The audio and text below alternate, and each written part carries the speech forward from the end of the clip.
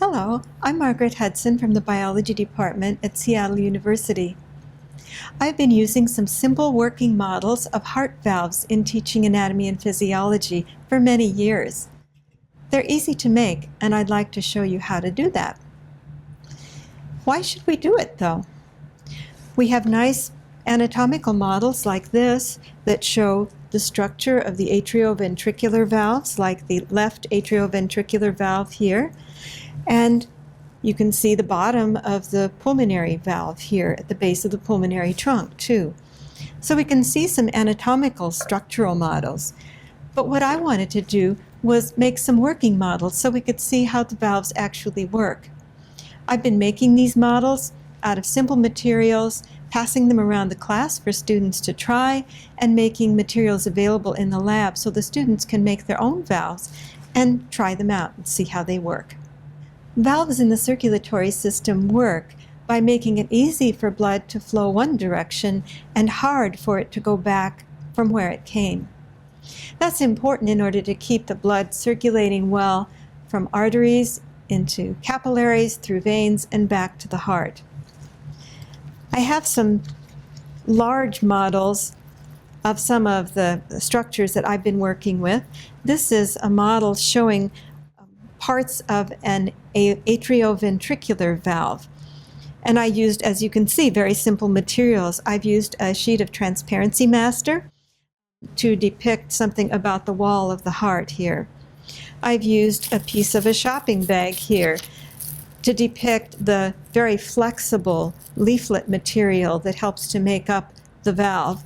And I've used some twine here to symbolize the chordae tendineae that help to fasten the valve flap down to the muscle inside the wall of the left or right ventricle. When the blood is at higher pressure in the atrium than in the ventricle, it just pushes this valve flap out of the way, flat against the wall of the ventricle, and it doesn't impede the movement of the blood from the atrium to the ventricle at all. But when the ventricle goes to pump out, that blood should go into an artery, not back into the atrium that it came from. And that's actually prevented by this valve flap catching blood that's coming back the wrong way and getting pushed out by that blood, impeding the flow back into the atrium. This kind of valve structure reminds me of a parachute. The other type of valve leaflet that we might find is in the wall of the aorta or the pulmonary trunk. This kind of valve is also found in veins. If we think of this as being the wall of the artery and this being one of the valve leaflets, it looks a lot like the hip pocket that you might expect to find on your jeans. It's fastened down closely to the wall around the sides and bottom, and the upper part is free. When the ventricle is pumping hard, squeezing on the blood and driving up the pressure, getting ready to pump out into an aorta or a pulmonary trunk, the blood is pushing up this way and it just pushes that valve flap flat against the wall of the outflow artery, and it's easy for the blood to get by. But when the ventricle relaxes and is, we hope, filling with blood from an atrium, the pressure drops in the ventricle and the blood that's just been pumped out into that artery is likely to head back to where it came from. But if it does, under the elastic recoil of the artery, it'll just come back and fill up this cup, this pocket, and that'll keep it from going back into the ventricle because that just stops the flow along the length of the artery. Next, I'd like to show you what my three-dimensional models are like. Here are some of my models of the atrioventricular valves and the valves at the base of the pulmonary trunk and the aorta. This first one is a model of the atrioventricular valve. Atrium up here, ventricle down here, and I've just rolled up the sheet of plastic. I fastened a piece of lab wipe here. It's a lightweight paper, and then I fastened some pieces of thread, sewing thread, onto the edge there where I had the string fastened before in my bigger model. This valve should allow the blood to flow from atrium to ventricle, and I don't have blood to send down this tube, but I can blow down it, and the air pressure gradient will operate this valve. If I blow from atrium to ventricle, the valve wiggles a little bit, but it stays out of the way. If I blow from ventricle back toward atrium, the direction that the blood shouldn't be going, the force of the blood blows that parachute-type valve shut, and the blood can't get back into the atrium. If you'd like to make a model of an atrioventricular valve, you can start with a piece of transparency master and draw a line across it about 9 centimeters up from one end. If you make that line closer to one end, then if you have to adjust the tension on the chordae tendineae, it's easy to do. So this is my guideline for placing the atrioventricular valve leaflet. Next, I'll be cutting a piece of lab wipe in half lengthwise.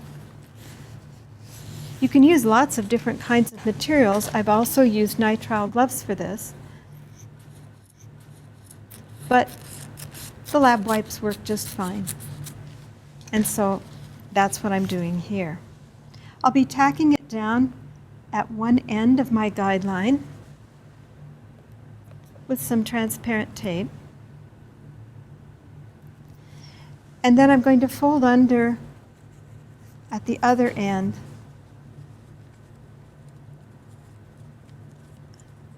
about 1 centimeter of material that I'm going to leave free. And I'll tack down right next to that to fasten this end a little bit of stretch along the length of the lab wipe. That makes it easy to roll this valve up nice and smooth once you're ready to do that. And then I'll just tack down along the rest of the line, all along the length of the line. Once you have it tacked down, then you're ready to flip it down gently and start attaching some chordae tendineae to it. And for that, I'm using pieces of sewing thread that I've cut about 20 centimeters long.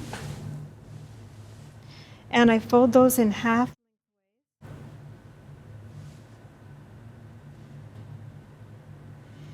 And then fasten them down with some very small pieces of transparent tape along this leaflet line, the free edge. And I'll just put down a couple of them here so you can see what that looks like. And I normally put about 7 to 10 of them down, pretty evenly spaced along the width of this leaflet. Once you've finished placing all the pieces of thread along the edge of the leaflet, you can group the pieces of thread, kind of like what happens with the real chordae tendineae in the heart, and tape them with some small pieces of transparent tape to the wall of what will then be the ventricle. Typically about 5 centimeters up from the end of the transparency, and with 4 or 5 centimeters of thread hanging out beyond that fastening point. The main idea is that you don't want the edge of this leaflet to be able to flip up toward the other end of this model.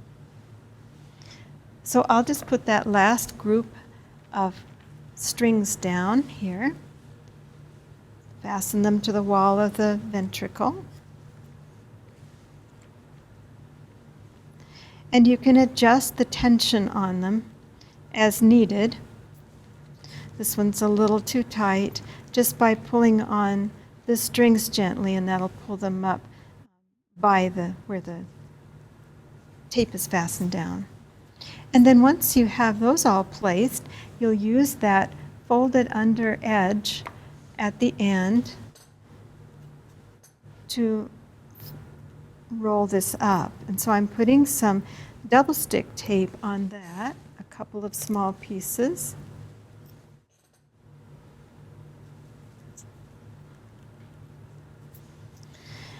And then you can just pick up your valve model and press the two edges of that leaflet material together and then hold it together, and you've just rolled it up, made a kind of a collar there at the end, and you can put some pieces of tape on it to hold it so it doesn't spring open on you.